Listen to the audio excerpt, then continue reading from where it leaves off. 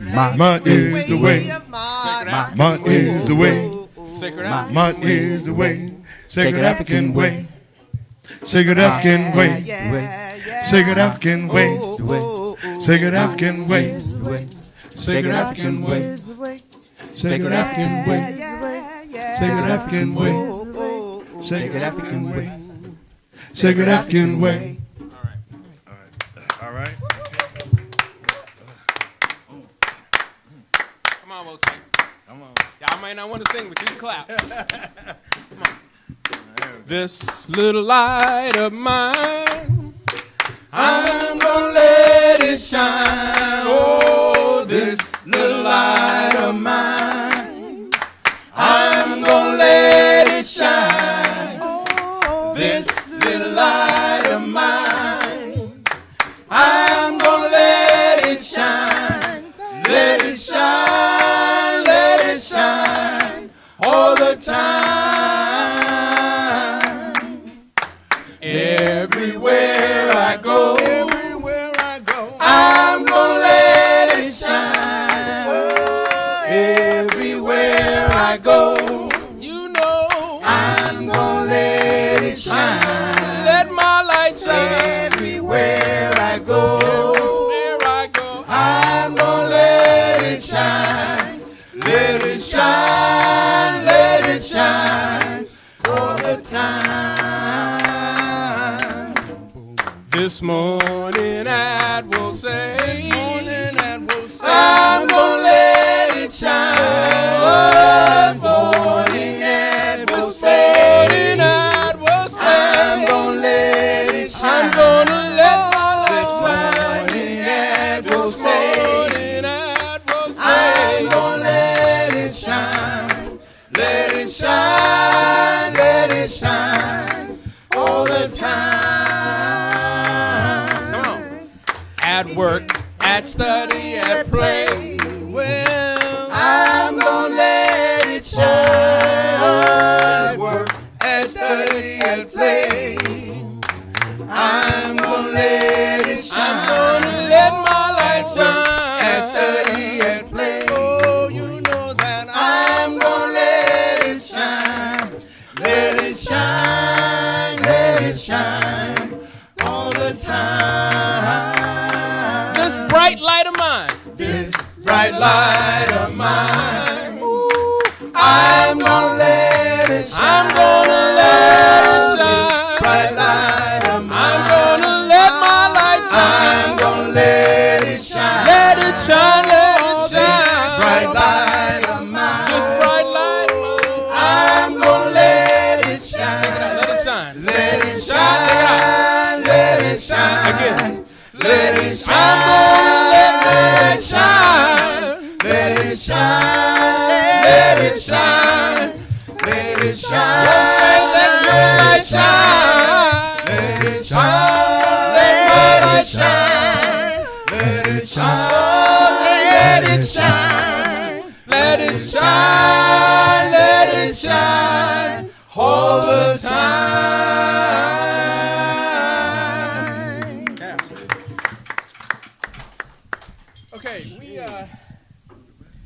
We didn't get a chance to sing, for various reasons, to sing some of our Black History Month songs during the month of February, so we're going to sing one for you today. And for the rest of March. Not just today, but the rest of March. Exactly.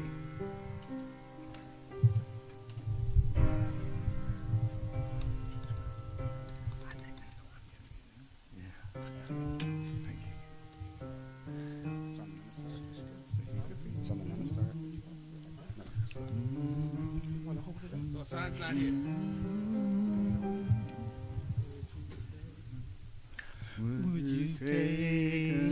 Would you take a step? Would you take? Would you take a step? Would you take?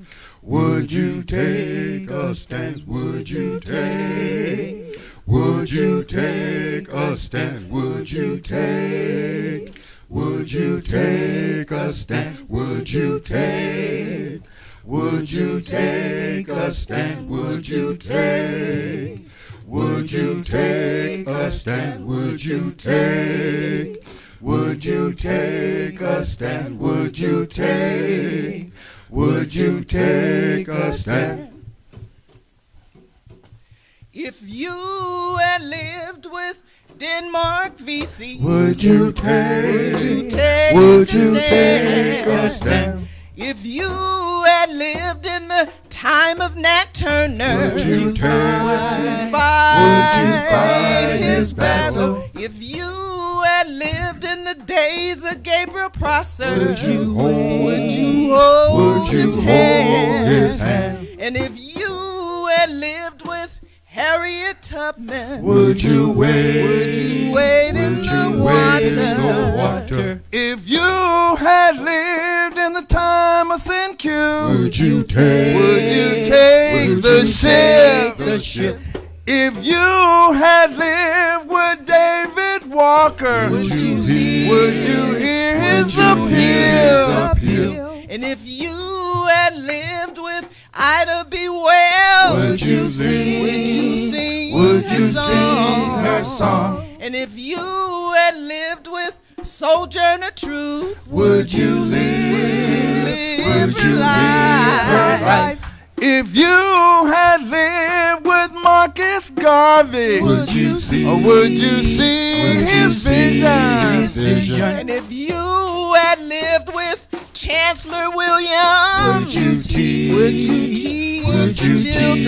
the children? If you had lived in the days of Scottsboro, would you stand? Would you stand to the end? And if you had lived with Fannie Lou Hamer, would you shine? Would you shine your light? Where were you when they killed Malcolm? Do you hear? Where were you when they killed Malcolm? Do you hear? Where were you when they shot down Megareb? Do you hear? Where were you when they murdered Fred Hampton? Do you hear? Where were you when they killed George Jackson? Do you hear them? Calling. Are you living today? Are you fighting today? Are you fighting today? Do you know our name? Do you know our names? Do you know our true name? Do you know our names? Do you hear our cry? Do you hear our cry?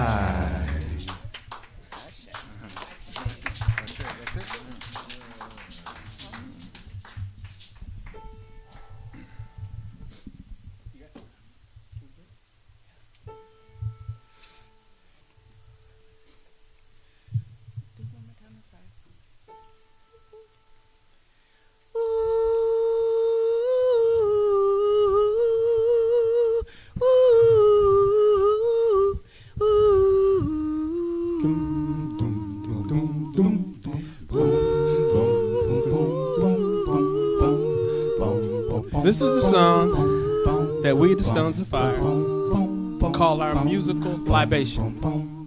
As you know, we did libation once today by pouring liquid to the ground. We raise our voices in libation to honor the dead. The song says, where are the ancestors? Can you see them? Can you feel them? The song says, sometimes you can hear them. All you have to do is listen. Listen. Listen more often to things and to beings. Listen more often to things and to beings. 'Tis the ancestors' breath when the fire's voice is heard. 'Tis the ancestors' breath in the voice of the waters. I wish those who have died have never left. The dead are not under the earth. They're in the rustling trees. They're in the groaning woods. They're in the crying grass. They're in the moaning rocks. The dead are not under the earth. So listen more often to things than to being. Listen more often to things than to being. 'Tis the ancestors' breath when the fire's voice is heard. 'Tis the ancestors' breath in the voice of the waters. I wish those who have died have never left. The dead have a pact with the living. They're in the woman's breast. They're in the wailing child. They're with us in the home. They're with us in the crowd. The dead have a pact with the living. So listen more often to things than to being. Listen more often to things than to being. 'Tis the ancestors' breath when the fire's voice is heard. 'Tis the ancestors' breath in the voice of the waters. I wish. Listen more often to things than to being. Listen more often to things than to being. To things than to being. When the fire's voice is heard. When the things than to being. 'Tis the ancestors' breath when the fire's voice is heard. 'Tis the ancestors' breath in the voice of the waters. I wish.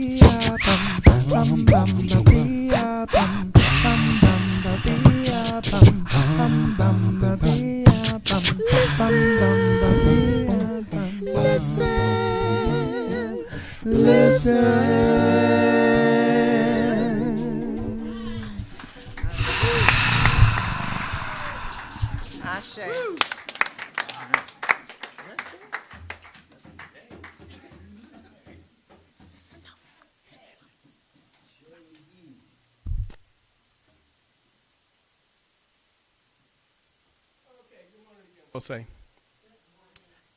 Good morning again, Wose. All right. Is anybody out there? We have come to that time in our service that we call our historical tribute. It's a time that we take out each and every Sunday to pay honor, to pay homage, to pay tribute to some significant, not necessarily famous, but significant person, place, or event in our history, in African history. And we do it because we know that if we don't take the time to honor ourselves, we will not be honored. And if we don't take the time to remember ourselves, we will be forgotten. I am here to introduce Brother Katabazi, who's bringing this morning's historical tribute.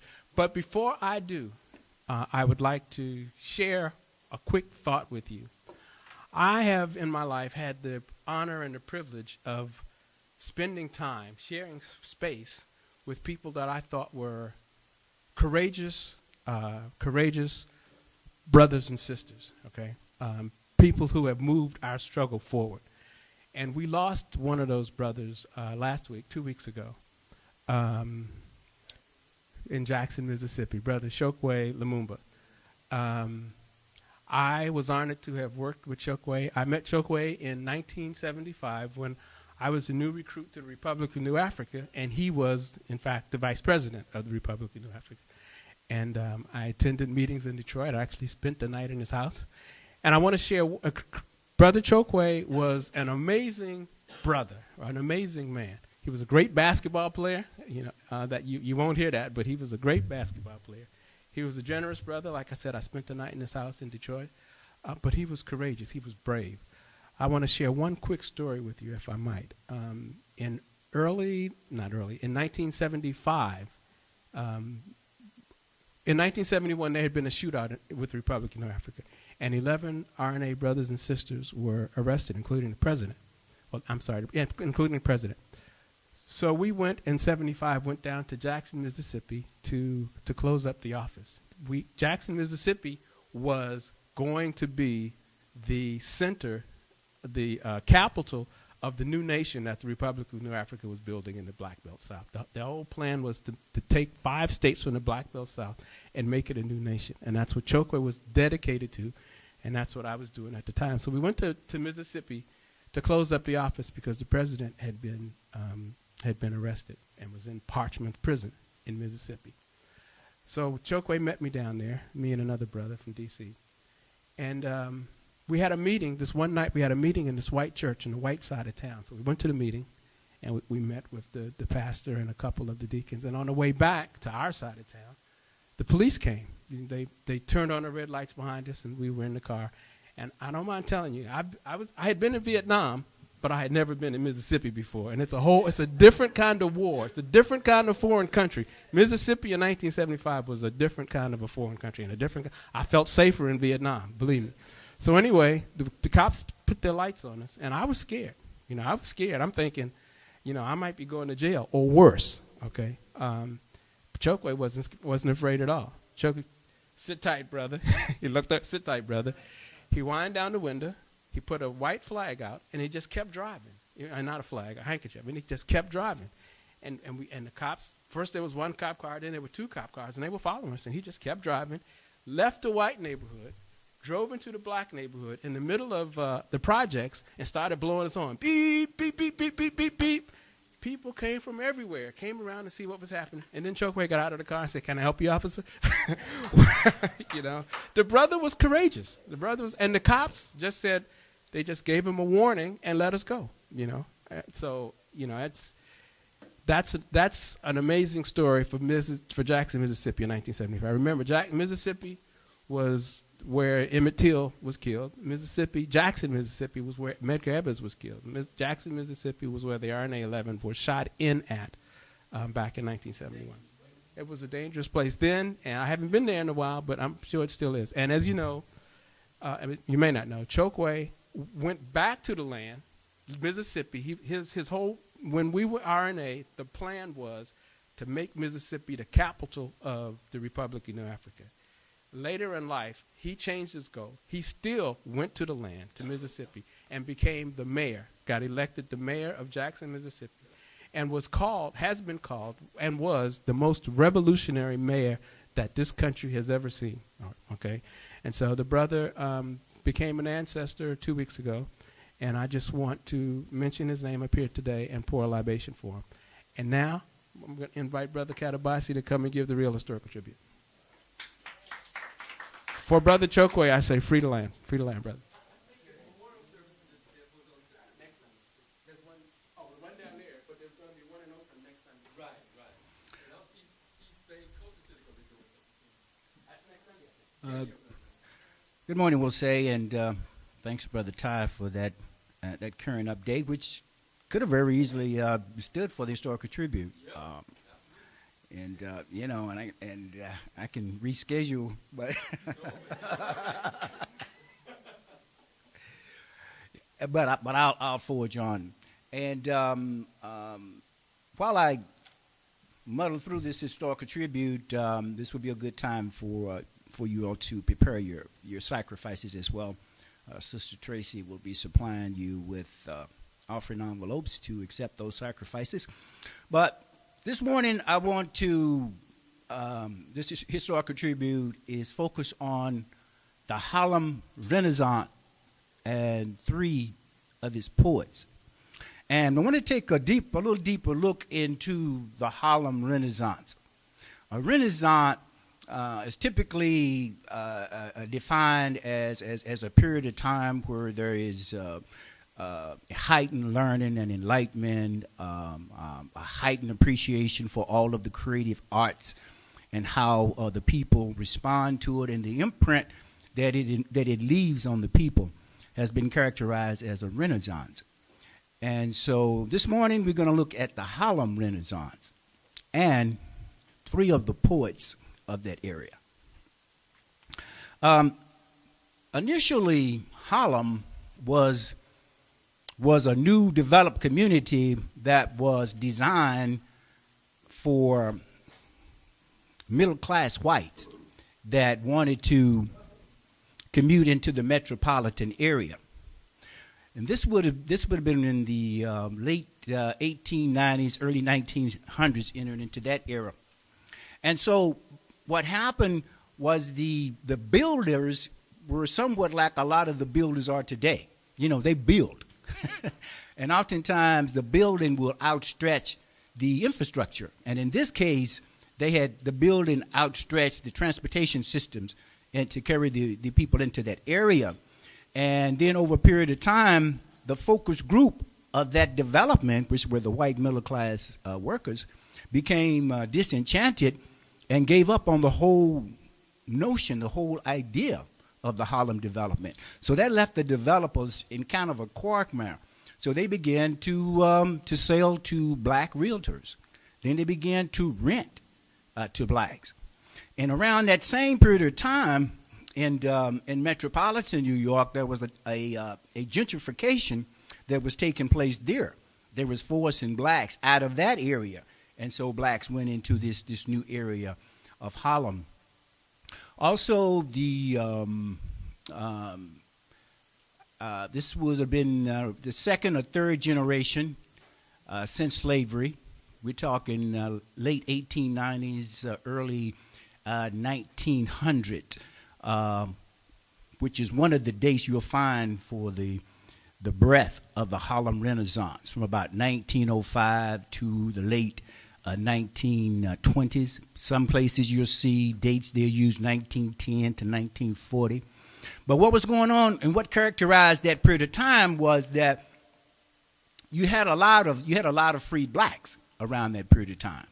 And blacks were under a tremendous amount of pressure in terms of economic marginalization and physical and mob violence from a lot of whites. So blacks were moving out, exercising their newfound freedoms, and they were moving north where greater opportunities lied for them.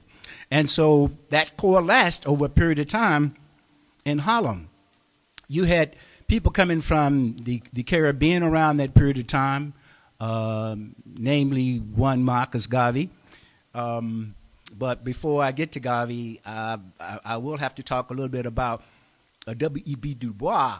And Du Bois has never really been a favorite scholar of mine. Because I always felt that Du Bois and his attack against Garvey undermined the movement at a time when they had come. If they could have gotten past their differences and come together, it could have pushed us much more forward. And because I believe that Garvey's argument ultimately prevailed over Du Bois, because Du Bois ended up following in Garvey's footsteps, going to Africa where he's memorialized there and dying on the continent. So I've always kind of held that against Du Bois, but I will give him his credit and I will give him his due. In this instance, Du Bois had the leadership in the development of the NAACP, and he was pushing this scholarly intellectual side, and he was pushing and advocating for greater integration. And so that type of synergy was also taking place in New York.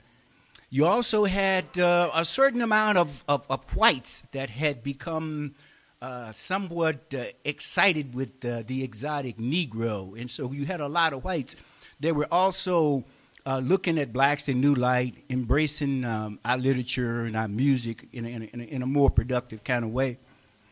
And so Du Bois had to develop was working with the NAACP, and they were pushing for integration and more jobs. And there was a lady that came out of Du Bois' particular school, and her name was Fawcett, and she had written a book. Her name was Jessie Fawcett, and she had written a book, and she began to have discussions with a brother named Johnson, Charles S. Johnson, who was the head of the National Urban League at that time. And he had a publishing company called The Opportunity. So we have the NAACP. Now we have the National Urban League. We also have in this mix the UNIA, Marcus Garvey's a powerful movement. So all these energies were coalescing in this geographical space over this period of time. And all these things was taking place, and that's what led to what they came to call as a Renaissance. Three of the poets to come out of that area that defined that period somewhat, and there were great musicians, and there was artists, and there were writers, but I'm a poet, so I focused on the poets. And because in so many ways they framed and they captured and condensed that period of time. You know, the poet doesn't necessarily use a novel. You know, he takes a poem. One such poet was a lesser known poet than the other two that I would mention, but many of you will probably recognize his name, and certainly will probably recognize his poem. This particular poet, his name was William Warren Cooney. And Cooney was born in Washington, D.C. in 1906. He attended Howard University, and he later graduated from Lincoln University. And he went on to England, to the Conservatory of Music, and studied music there. He went on to Rome and continued to study music, but he never performed music professionally. He somewhat abandoned the music and took up the pen. And he wrote novels, and he wrote poetry, collections of poems. But one of his poems that is kind of endured and has stood out over time and is to be found in so many different anthologies, and it is his most popular poem. It's a poem called No Images. He wrote the poem when he was 18 years old. He says, "She does not know her beauty. She thinks her brown body has no glory. If she could dance naked under palm trees and see her image in the river, she would know. But there are no palm trees on the street, and dishwater gives back no images." Yeah, so he says all that. He says all that in about 12 lines. Warren Cooney. And that was his most favorite piece. The next poet is a favorite of mine as well. He probably is rated as probably the number 2 poet to come out of that period. His name is Claude McKay. And Claude McKay was Jamaican born, African, and he came to the States, I think it was around 1912. He preceded Marcus Garvey. But that's a lot of that same energy was coming out of Jamaica at that time. And though he was not the people organizer as Garvey was, McKay was a staunch opposer of racism and bigotry. And these are one of the things that is pointed out by him, that he just had, just little or no tolerance for it. And it's interesting because you would have thought that most of all blacks would have held somewhat of that position. But I think what the point is that McKay was particularly stern about it. So McKay, he traveled to Europe. He traveled to Africa. He spent quite a bit of time in Europe, and he was associated as being a communist, as a lot of the, basically you're talking about free-thinking African people for the first time. People that are thinking freely, and they are entertained in different ideas, and they entertained in different concepts, and they're not just sucking up the propaganda that had been forced upon them at that time. So obviously they would be dangerous and considered communists. But McKay, he okay, I just need a couple of more minutes. My time is up. But anyway, I'm going to go right to the poem. He wrote a sonnet. A sonnet is a form of poetry that is defined as 14 lines of poetry. And it typically introduces a subject and offers an answer in the end. It does not adhere to strict a poetry line. But this is a sonnet, and it's very powerful because it reflects, again, the pressure that African people was under at that time. He wrote this poem in 1916. It's called If We Must Die. And I will just add that Winston Churchill used this poem during World War II in the House of Parliament to rally the troops. It's a powerful piece. He says, if we must die, let it not be like hogs hunted and penned in an inglorious spot, while round us bark the mad and hungry dogs, making their mock at our accursed lot. If we must die, oh, let us nobly die, so that our precious blood may not be shed in vain. Then even the monsters we defy shall be constrained to honor us, though dead. O kingsmen, we must meet the common foe. Though far outnumbered, let us show us brave, and for their 1,000 blows deal one death blow. What, thou before us lies the open grave?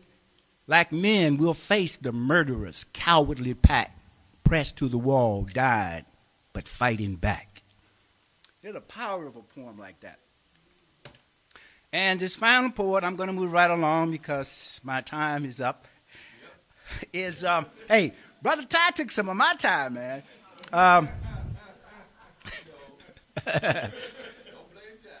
can't blame Tye. Okay, I'm finished in a minute.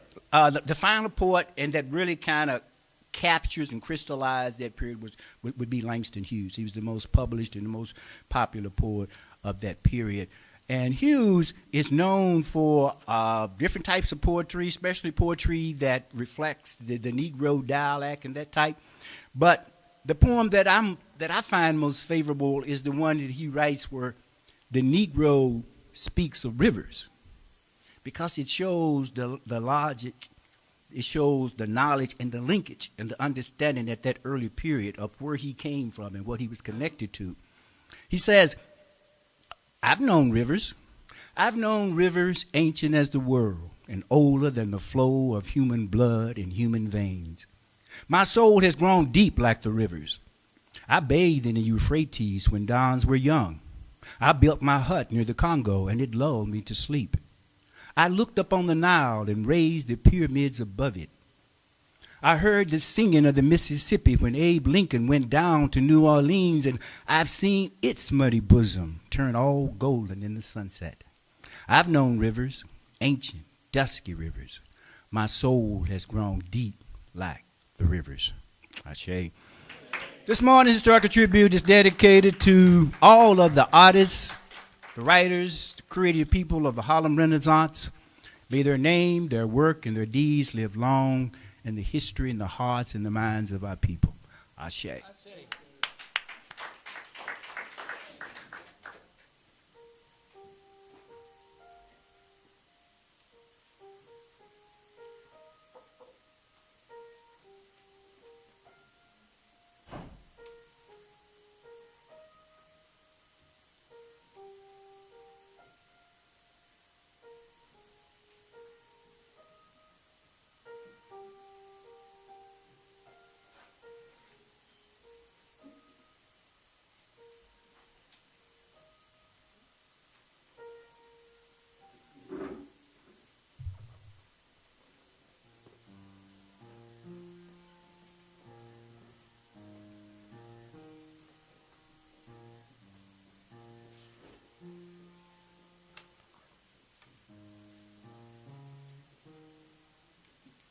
So we reached the time in our service for litany.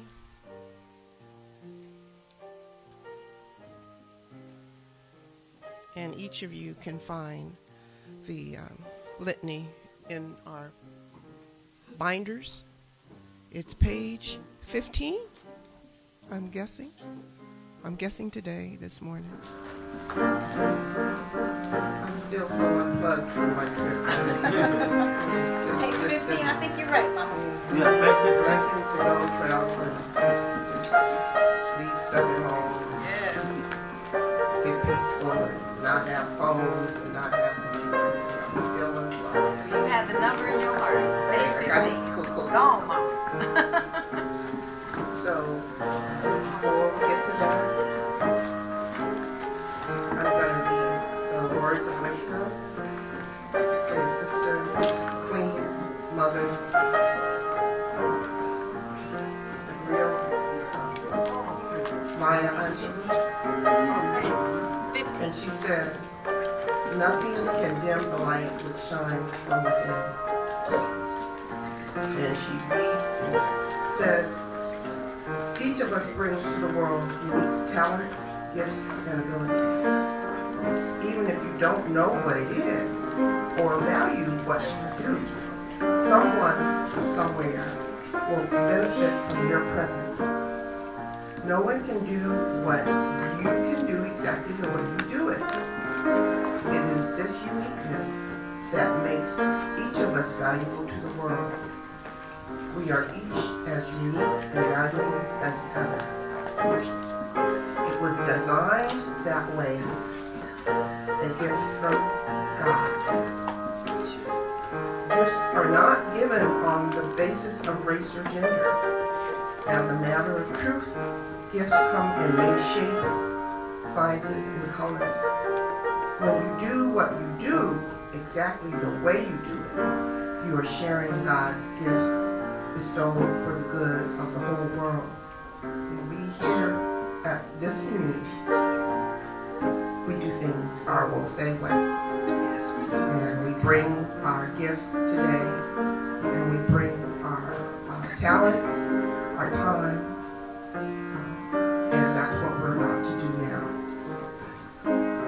And she ends this reading with, I have something so valuable to give the world. And as we do here in this community, we have something so valuable to give our community at large, to give the world. We have a legacy to leave our children, and it's so important. So let's stand as a community and read our printed litany. And it starts, Save us, O Holy One, by your name. Vindicate us by your might. Hear our prayers, divine protector. Listen to the words of my mouth. How can we repay the Holy One for the gift that has been given to us? We will lift up the cup of salvation and call upon the God of our ancestors. We will fulfill our vows to our Creator in the presence of all our people. Gladly we bring our sacrifices to you. We will praise your name, O Allah, for it is good. And we have Buffet and our baby girl, Jalea, up at the altar. They're going to light the candles. Good team right here. And we had our brother Tariq. Okay, well, yes, help me. Tyree was Tyree, help us. Yes, thank you. Ashe, Thank you. So, unity, Umoja is the first call. We shall strive to maintain unity in the family, community, nation, and race. We shall live self-determination. We shall define, name, create, and speak for ourselves. Ujima, collective work and responsibility. We shall build and maintain our community together. Our brothers and sisters' problems shall be ours to solve together. Ujima, cooperative economics. Together we shall build and maintain our own businesses and together profit from them. Nia, the purpose. We shall make our collective vocation the building and development of our community and the restoration of our people to our traditional greatness.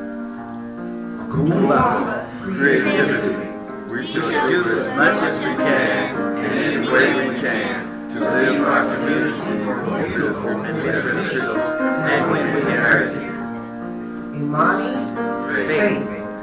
We shall believe with all our hearts in our Creator, our and victory in our struggle. Amen. And the kneeling paths are available for anybody who wants to come closer to the altar to pray now. And we'll be brief as we bless these gifts and offerings and sacrifices today. Start out by saying thank you, Mom. We thank you for this vital community. We thank you for our sister church in Sacramento. Creator God, divine creator, we're so blessed to have a big job. We got a big job. We need your help and support. We need our community to dig in, dive in, jump in, swim in, however you jump in. Because we got a lot of work to do in this community. We need to do things to protect our children better here at Wose, considering this incident we had 2 weeks ago. We need help with our kitchen project so we can be able to apply for some grants and do more in our community. And we need everybody here to dig down deep and give when they can, and we understand that we're not always able to give and funds aren't limited, but we appreciate every penny that comes into this church, into this community, because the work is plentiful, but we are plentiful and we're strong and resourceful, and we have the blood of kings and queens in our veins. Help remind us, oh Creator, that we do, and there's nothing that we can't overcome, that we can't work through as a community. Just come together as a community and thank you, Creator God, for today. We thank you for everybody that's been able to come today. We thank you for those that weren't able to come and that are with us in spirit. We thank you for all the Babas here that work hard to keep this community vital and strong. We thank you for all the mamas that do the work that they do, and we're thankful that we're a team as Babas and mamas. We're a team here, and we need you to continue to inspire us and help us grow this community, this beautiful community. Ashe. Amen.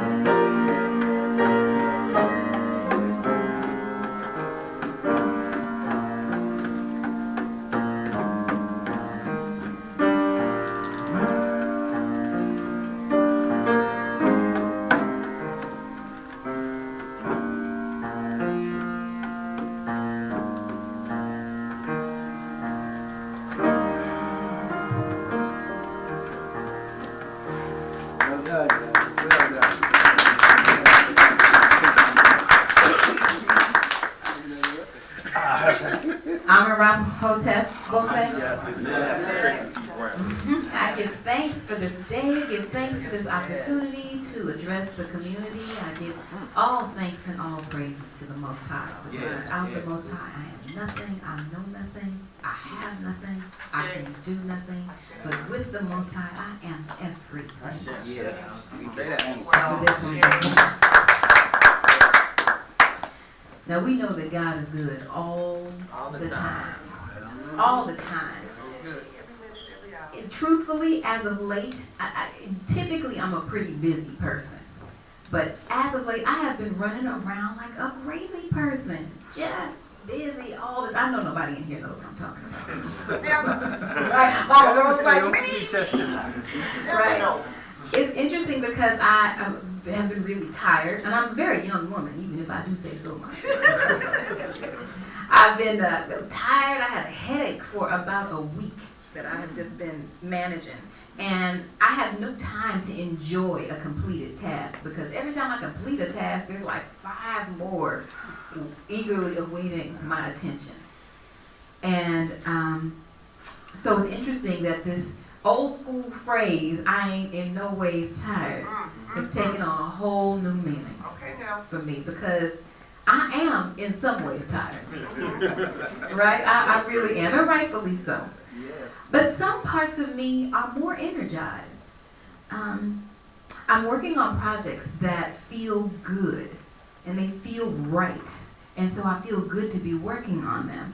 The challenge, though, is there's no time left, or there seems to be no time left for equally as or more important projects. And so it feels good, like I'm on the right track, kinda, right? I'm still sort of searching for that sweet spot. Still searching for that sweet spot. But overall, the good outweighs the bad. I'm committed to a lot of things because, you know, typically all the people who are involved here are involved in a million other things. That's sort of the nature of the beast, you know. We're workers. We are workers, that's right. And that being said, you know, I'm just barely able to keep up. That's the honest to goodness truth. I'm struggling to keep up. I have to make a change in my life, or and bring balance to my life, or else, right? Because I'm starting to make myself sick, and I'll only get worse if I don't round out the work with some rest, and that's a reality. Right, and I see the brother looking at the sister here like, she's talking about you, and I know that I'm talking about a lot of people in this room. So that's why this is my testimony. You know, I'm kind of telling my business a little bit, but this is me telling the truth. Don't be looking around, Baba Joe. But interestingly enough, when I really think about it, it's possibly time for me to make a shift in how I work. You know, it's time for me to work even smarter instead of me working even harder. Right? And balance, as we know, is extremely important. Balance is not just some random concept. It is something that once you get it, you are transformed. Once you figure out that balance, your life is really, truly transformed. Now, we talk about M.I.T balance constantly in our spiritual traditions. The key to M.I.T is balance. Truth, justice, righteousness, harmony.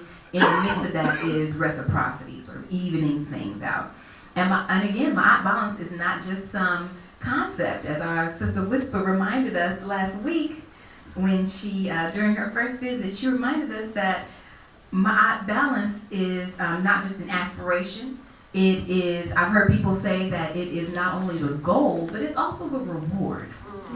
Right? Enjoying that balance in your life. It's a way of life. Right? And it's moreover, as Sister Whisper reminded us, it's a responsibility. And we use the scales as a symbol. We see in the judgment scene, we use the scales as a symbol. In the midst of the judgment scene, at the scales, we see Tahuti calibrating those scales to make sure that they stay even. So oftentimes we have to play our own Tahuti and constantly be calibrating our own scales of balance in our daily lives to make sure that we keep them even. But the scales, when you think about the way that a scale works, they teeter-totter before they find balance. You put something on a scale and it moves, and even if it's going to balance out, it moves sort of back and forth. And isn't that how balance arrives in our lives? So even during those times when we feel unbalanced and we see those scales tipping in one direction or another. We know that if we keep ourselves on the right track, keep doing M.I.T, keep our minds focused on the accomplishment of that balance and keep praying for it, as well as working towards it, we'll find that balance in our lives.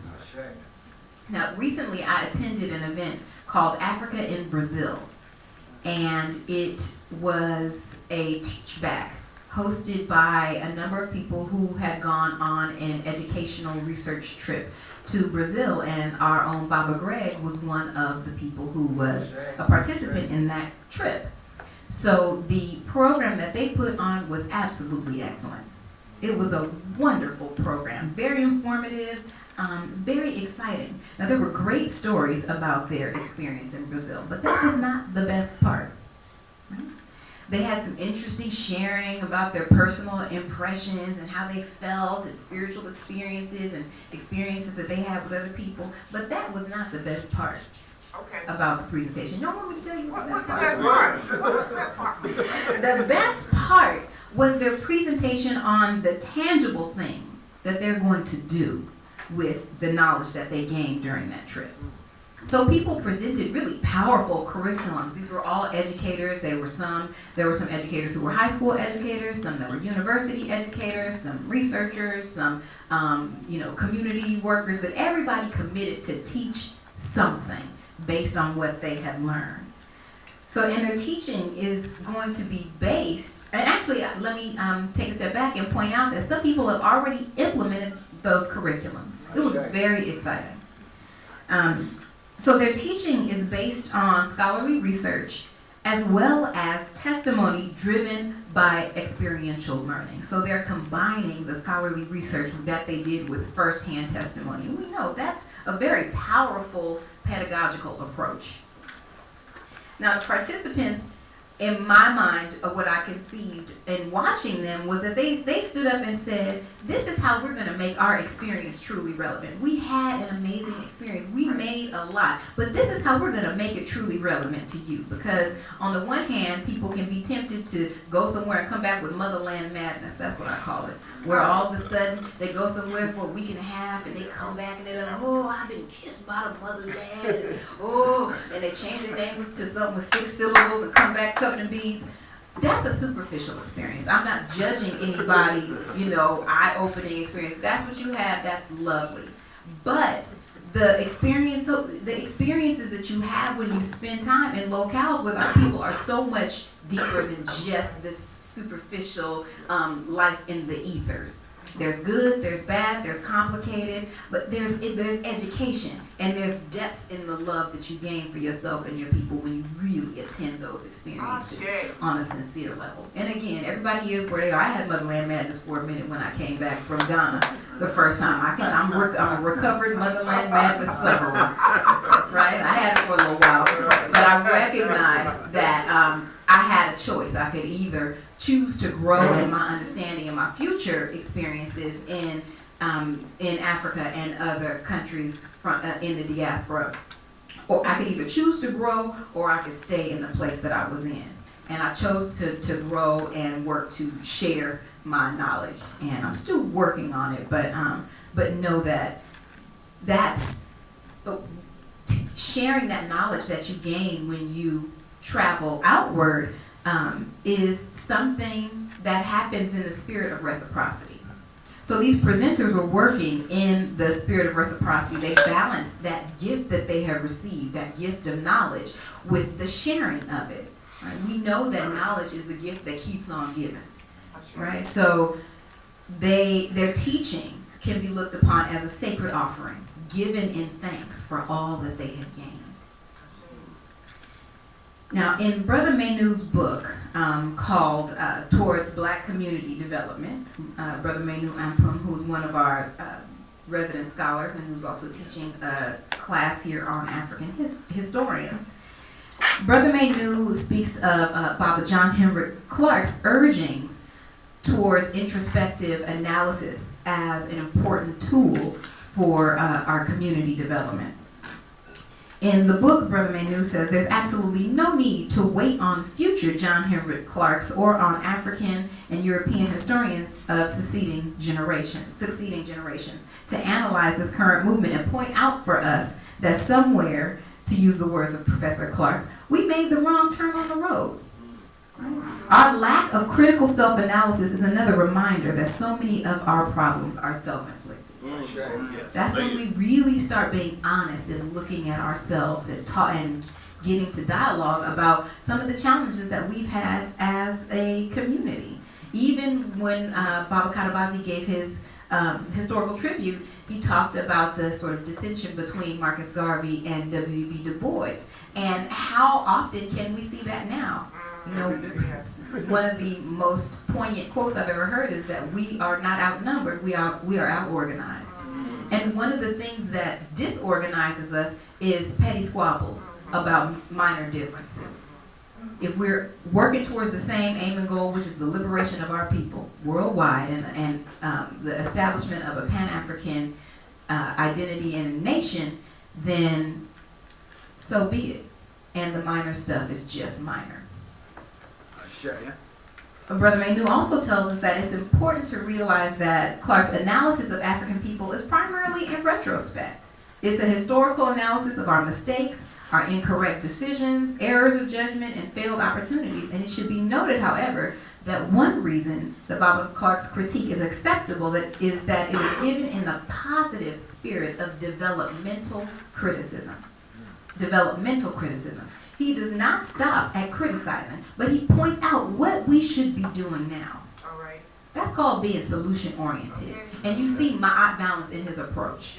He gives an analysis of what's wrong, but he also balances that with an understanding of what we need to be doing to move forward. That's a healthy way. That's a healthy way to grow. That's a healthy way towards development. If we don't use tools, powerful tools like self-analysis, creative thought and action, good old-fashioned personal accountability, medu nefer, which is good speech, and our heka, which is the power behind our words, what's the point?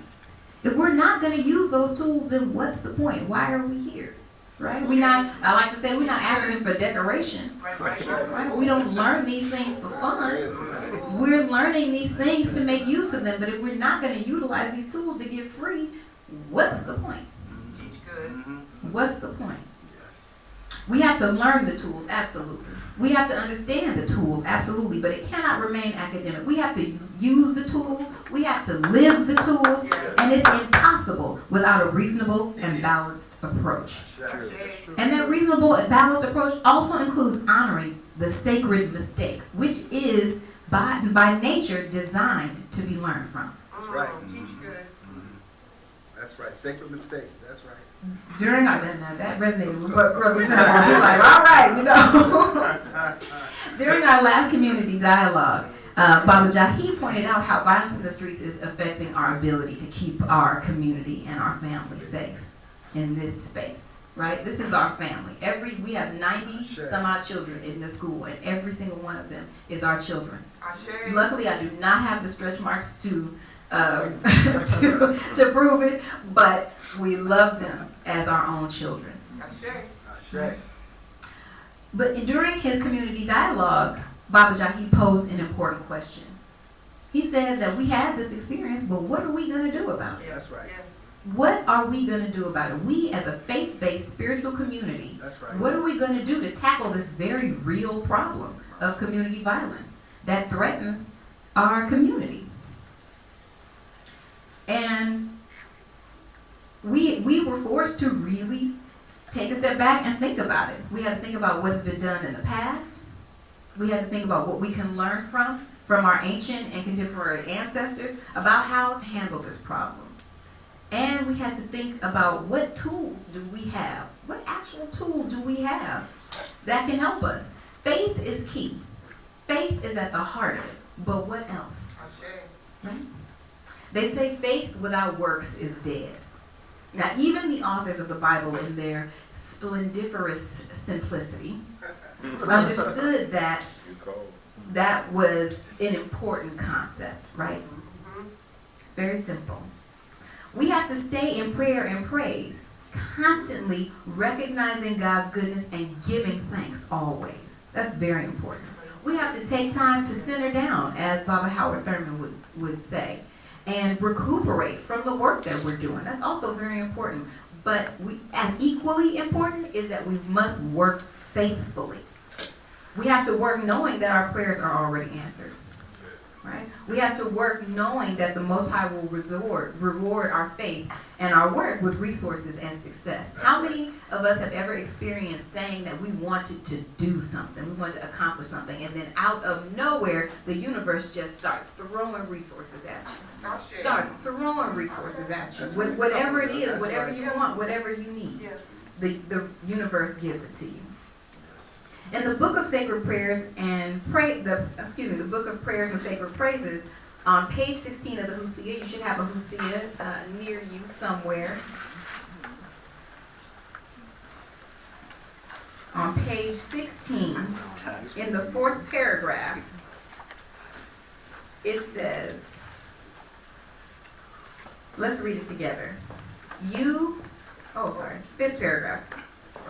5th paragraph. It says, "You, O Amun-Ra, are Lord of those who have no voice. You come at the call of the humble and needy. When I cry out to you in distress, you come quickly to my rescue. You come to give strength to one who is weak and to save me from my enslavement. You, O Amun-Ra, Lord of Thebes, one who rescues those who are shut in and cut off. For you are he who is merciful. When people cry out to you, you come from afar." Now that passage reminds us that we have to walk in faith, knowing that the outcome that we desire will show up. When we cry out to the Most High shows up, even if we don't know it's showing up. That's right. Even if we don't realize that it's showing up. And we have to walk in faith, knowing that the outcome that we desire sometimes comes to pass, and sometimes it doesn't. That's right. Right? It's more important to know that our highest and greatest good is God's will. And we don't always know what that is. The Most High balances our hekah, which is the power, right? The power of our words with its sacred knowledge. So sometimes we put words out into the universe and they don't necessarily come into fruition, but the Most High knows best. And sometimes, how many of us have wished for something and then later on became thankful that we did not get it? Ashe. If I had got my wish a few years ago, I would have married one of the most selfish, self-indulged, and like horrible men on the planet. I didn't know at the time. I didn't know he was cute.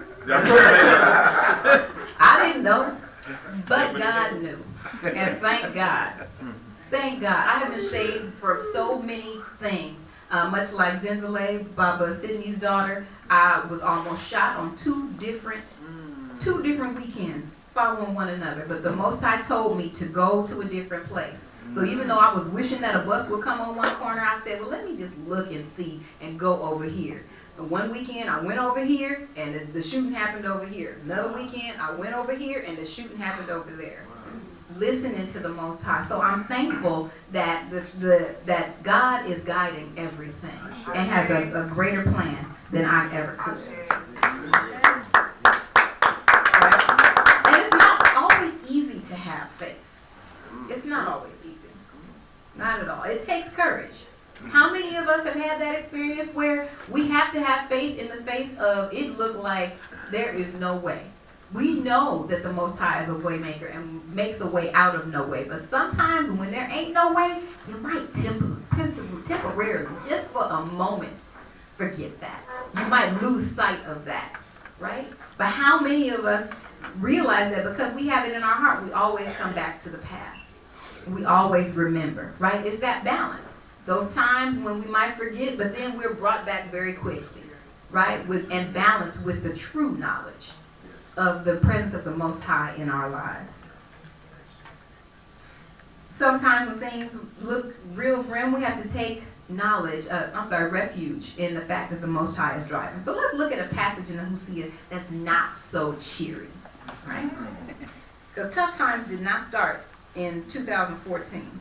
Teach good. In the Hosea on page 80 in the book of the Dialogue with the Soul, page 80, passage number 2. Let's read the first paragraph. To whom, I'm sorry. Actually, it is, I spoke to my soul today. It's passage number 1.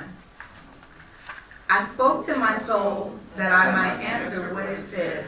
To whom shall I speak today? Brothers and sisters are evil, and friends today are not worth loving. Hearts are great with greed, and everyone seizes his or her neighbor's goods. Kindness has passed away, and violence is imposed on everyone. So we know that this passage obviously was written a long time ago. There was some stuff going on back then, but who knows that this passage is timely yet timeless? Yes. We have those same experiences, we have those same impressions these days, right? Yes. The beautiful thing is that being masters of M.I.T balance, the writers of our sacred texts also balanced with sacred understanding, balanced these questioning texts with sacred understanding, right? And so we're in one part of the Hosea, they talk about things happening in the generation that's very negative at the time, that's very negative, that's very challenging, that's very hard to deal with. But in this other part on page 83, in the book of Songs, passage number 2 says, under the song for the priest of Ra, Neferhotep, generations passed away since the first day of creation, and other generations come in their places. The splendor of Ra rises in the morning and goes to rest in the west. Men beget and women conceive, and every nostril breathes air. Day dawns and the newborn go to their appointed places. So that Thank you. So that reminds us of the nature of life, beginning again, starting over, renewing itself, even in the face of challenges that, like those that were listed a couple of pages earlier. We're reminded a couple pages later that generations pass. Things come and go. Yes. Things happen, Yes. right? And so we know that time marches on and things move on, right? So let's turn back to our community dialogue, where we talked about this community violence that had happened, the shooting that had happened on the street in front of the school. After we had this dialogue, people really hopped on trying to figure out a solution. Not just thinking about it, not just talking about it, not philosophizing about it, but really coming up with a real solution. They picked up on previous efforts because we recognize that the beautification of a community is important to ensuring health and safety. And they reached out to an organization called Urban Relief, which is founded and run by Kemba Shakur, who is a sister who lost, I want to say it's either a son or a brother to community violence as well. So she's a very dynamic sister. And Urban Relief is coming to plant trees up this street and in this area to beautify the area, help decrease dumping, and help to engage the community in a project that's going to help others in the community to know that somebody is watching, that somebody is paying attention. So essentially, we made that cry, right? We cried out to the Most High and we said, what do? We prayed about it. But we also thought about it and we got up and got to work. And now a solution has arrived, or an approach has arrived. We'll continue with our prayer, but we'll also continue with our faithful work. So this is something that we have been wanting for a long time, and again, this very tragic situation helped us hop onto it. Now we have an organization called within our community, an auxiliary rather, called WOW. It's the Working Women of Wose, right? It's our women's group. And we had our second meeting of the year yesterday with our wonderfully dynamic group of sisters.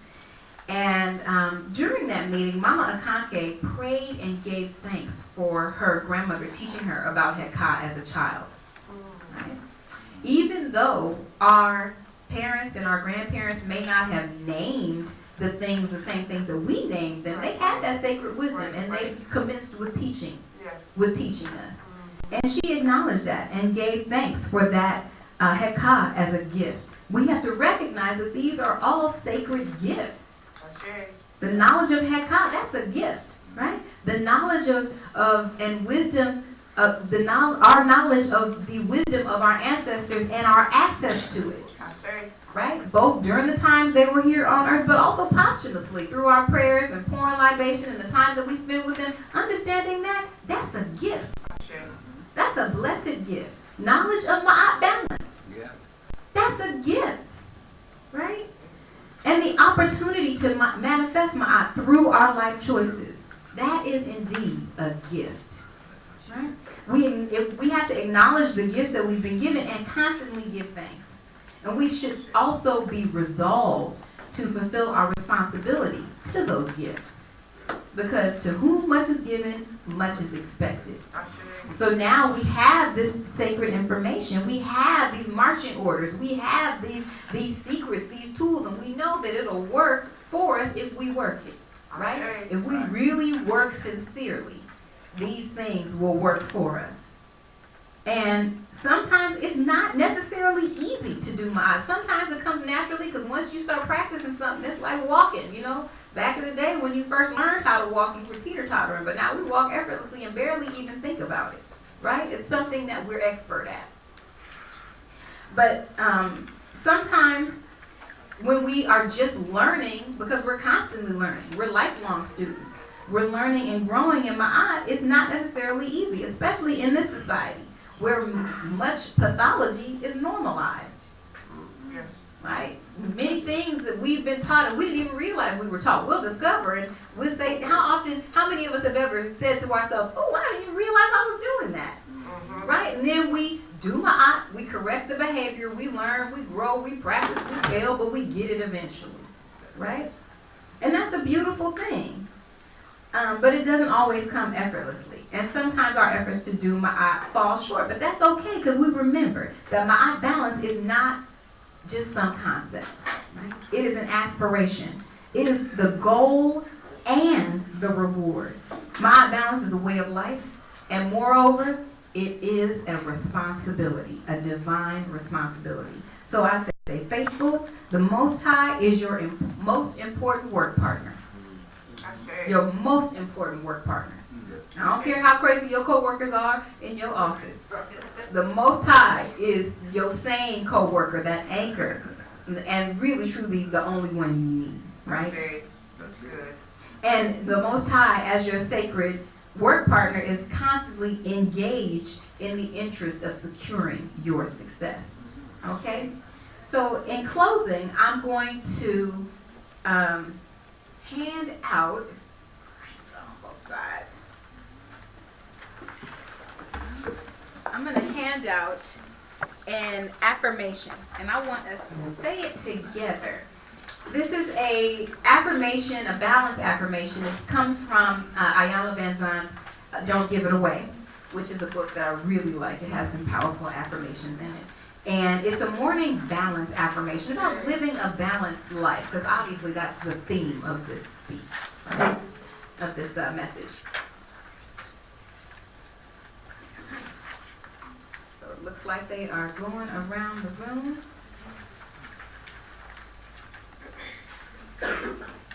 All right. Okay, so for the morning balance affirmation, I want everybody to say it like you mean it and really feel it. Because you know, an affirmative statement, even if you don't feel like it's true right now, you put your hekah on it, right? And you bring it into fruition by stating it. So, together we state, I live a balanced life.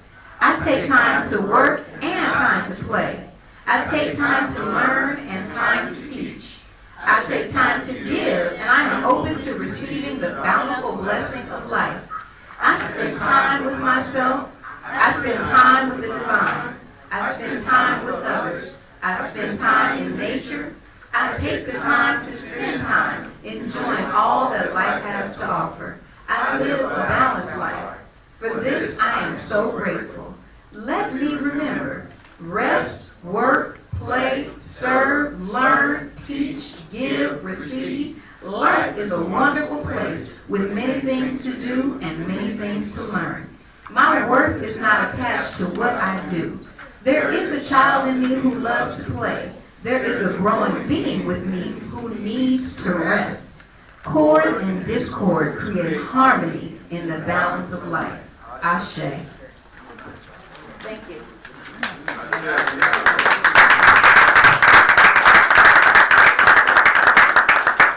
And so this is the time in our service when we open even wider the doors of our community.